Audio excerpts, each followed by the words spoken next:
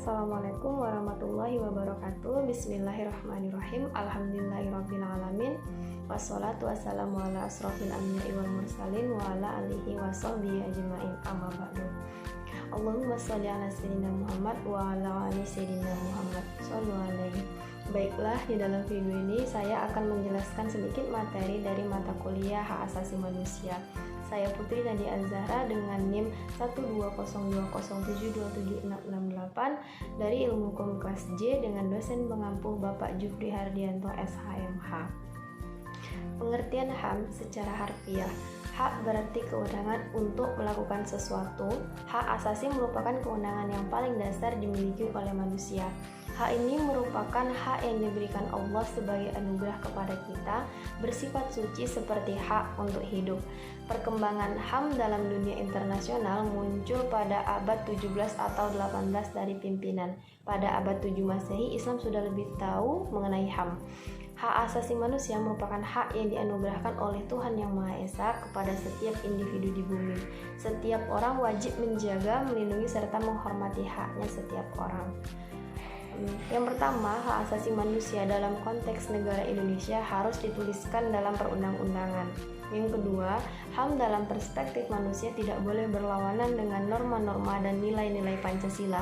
Yang ketiga, HAM di Indonesia lahir dari filosofis yang berlaku di Indonesia.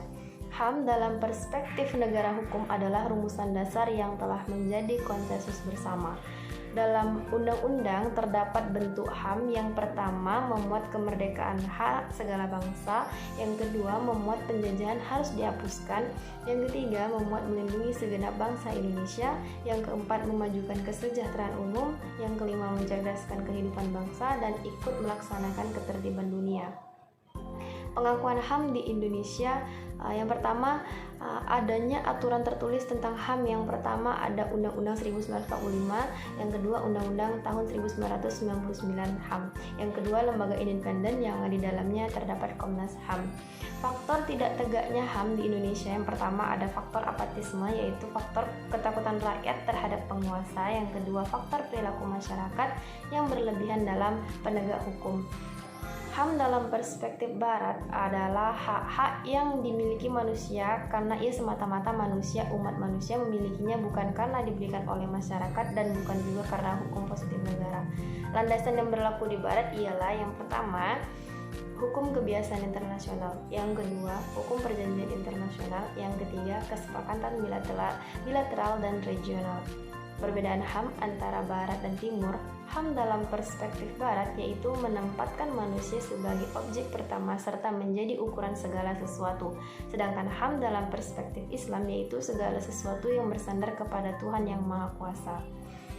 Ada dua macam HAM jika dilihat dari kategori HAM dalam perspektif HAM. Yang pertama, hak-hak yang keberadaannya diselenggarakan oleh suatu negara. Yang kedua, hak-hak yang penyelenggaraannya tidak dapat secara langsung dilakukan oleh negara. Terdapat beberapa jenis hak. Yang pertama, personal right atau hak pribadi. Yang kedua, legal equality right. Yang ketiga, political right. Yang keempat, social and cultural right. Hak asasi manusia ini tertuang dalam Undang-Undang Nomor 39 Tahun 1999 tentang Hak Asasi Manusia. Menurut undang-undang ini, hak asasi manusia adalah seperangkat hak yang melekat pada hakikat dan keberadaan manusia sebagai makhluk Tuhan dan merupakan anugerahnya yang wajib dihormati, dijunjung tinggi, dan dilindungi oleh negara, hukum, pemerintah, dan setiap orang demi kehormatan serta perlindungan harkat dan martabat manusia. Perkembangan HAM. Pemikiran HAM dibagi dalam 4 generasi, yaitu yang pertama berpendapat bahwa pemikiran HAM hanya berpusat pada bidang hukum dan politik. Generasi kedua, pemikiran HAM tidak saja menuntut hak yuridis melainkan juga hak-hak sosial, ekonomi, politik, dan budaya. Yang ketiga, generasi ketiganya menjanjikan adanya kesatuan antara hak ekonomi, sosial, budaya, politik, dan hukum dalam suatu keranjang yang disebut dengan hak-hak melaksanakan pembangunan. Generasi keempat yang mengkritik peranan negara yang sangat dominan dalam proses pembangunan yang terfokus pada pembangunan ekonomi dan menimbulkan dampak negatif seperti diabaikannya aspek kesejahteraan rakyat. Berdasarkan TAP MPR, HAM meliputi hak untuk hidup, hak berkeluarga, hak mengembangkan diri, hak keadilan, hak kemerdekaan, hak berkomunikasi, hak keamanan, dan hak kesejahteraan yang oleh karena itu tidak boleh diabaikan atau dirampas oleh siapapun. Konsep Islam tentang HAM dapat dijumpai dalam sumber utama Islam, Al-Quran dan Hadis, sedangkan implementasi HAM dapat dirujuk pada praktek kehidupan sehari-hari Nabi Muhammad SAW yang dikenal dengan sebutan sunnah atau tradisi Nabi Muhammad. Tonggak sejarah peradaban Islam sebagai agama HAM adalah lahirnya deklarasi Nabi Muhammad di Madinah yang biasa dikenal dengan Piagam Madinah. Hanya ini sedikit materi yang bisa saya sampaikan.